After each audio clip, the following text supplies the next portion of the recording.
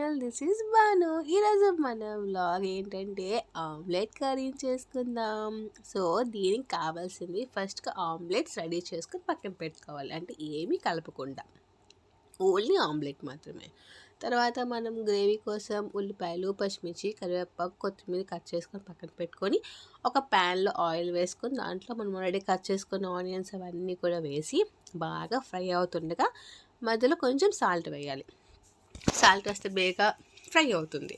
ఈలోపు అది ఫ్రై అవుతుండగా పక్కన టమాటా ప్యూరీని కూడా రెడీ చేసుకోవాలి.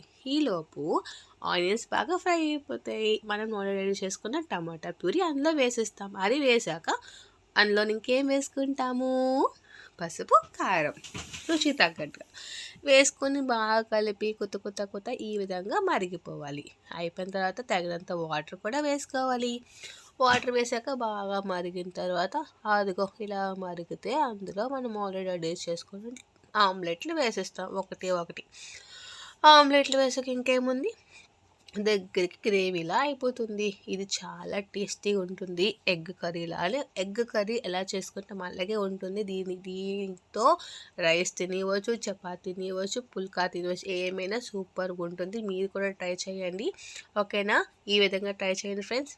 బాయ్, లవ్ యూ, ఇష్కియాల్. ఇలా ట్రై చేసి అమ్మీగా టేస్టీగా ఎలాగుందో మీరు చేసి కామెంట్లో పెట్టండి ఎలాగుందో ప్లీజ్. బాయ్.